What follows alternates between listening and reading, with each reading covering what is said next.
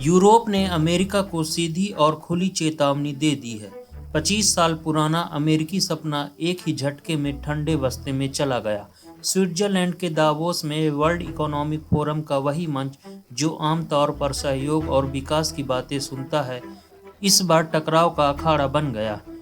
Donald Trump के एक बयान ने यूरोप के बड़े बड़े नेताओं को सन्न कर दिया और मंच से उतरते ही ट्रंप ने भारत को लेकर ऐसा राज खोला कि पूरा WEF हिल गया। दावोस की बर्फीली वादियों में इस बार सिर्फ ठंड नहीं थी, बल्कि अमेरिका और यूरोप के रिश्तों में भी मोटी दरार जम चुकी थी। यूरोपीय नेताओं ने पहली बार रक्षात्मक रवैया छोड़ते हुए ट्रंप की टैरिफ नीति, ग्रीनलैंड को लेकर उनकी जिद और अमेरिकी फर्स्ट सोच पर खुलकर हमला बोला। ट्रंप को लगा कि वह हमेशा की तरह हावी रहेंगे, लेकिन इस बार यूरोप का ईगो भी उतना ही मजबूत निकला। ट्रंप की स्पीच खत्म होते ही यूरोप ने वो चाल चली जिसकी वाशिंगटन ने कल्पना भी नहीं की थी। यूरोपीय संसद की ट्रेड कमेटी ने कैमरे के सामने ऐलान कर दिया कि अमेरिका यूरोप ट्रेड डील को पूरी तरह फ्रीज किया जा रहा है और सब कुछ सस्पेंड।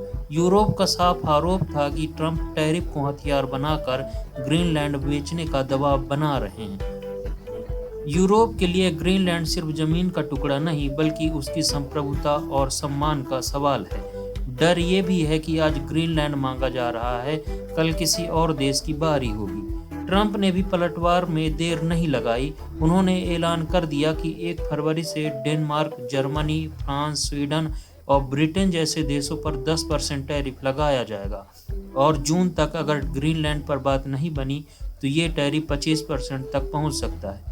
यानी अब मामला सिर्फ व्यापार का नहीं रहा, ये सीधी आर्थिक जंग बन चुकी है। लेकिन दावोस में असली धमाका तब हुआ जब ट्रंप ने मन से ही कह दिया कि अगर अमेरिका नहीं होता तो आज यूरोप जर्मन भाषा बोल रहा होता।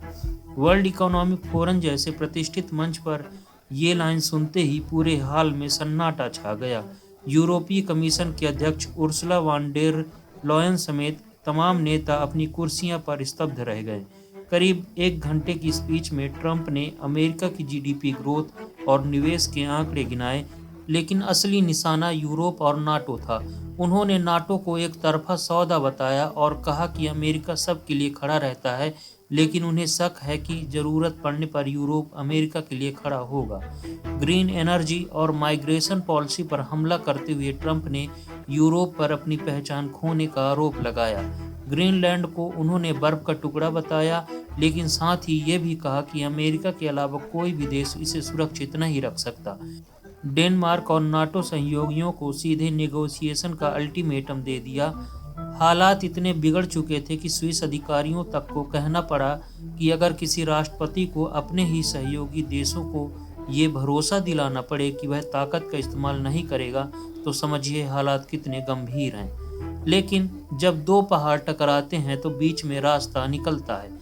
अमेरिका और यूरोप की इस टकराहट में भारत जैसी उभरती ताकतों के लिए नए मौके बन रहे हैं। दावोस में जब ट्रंप से भारत को लेकर सवाल पूछा गया तो बिना किसी लांग लपेट के उन्होंने कहा कि वह प्रधानमंत्री मोदी का बहुत सम्मान करते हैं और उन्हें अपना अच्छा दोस्त मानते हैं। और यहीं से कहानी का अगला अध्याय शुरू होता है। जिस नाटो को ट्रंप के कटघरे में खड़ा कर रहे थे, उसी नाटो का एक ताकतवर देश स्पेन भारत को अपनी हाई एंड डिफेंस टेक्नोलॉजी सौंप रहा है। भारत और स्पेन की 70 साल पुरानी दोस्ती अब नए युग में प्रवेश कर चुकी है। टाटा और एयरबस की C295 डील भारत को सिर्फ जमीन पर नहीं बल्कि आसमान में भी मजबूत बना रही है। 16 विमान सीधे स्पेन से आएंगे, लेकिन 40 विमान पूरी तरह भारत के बड़ोदरा में बनाए जाएंगे।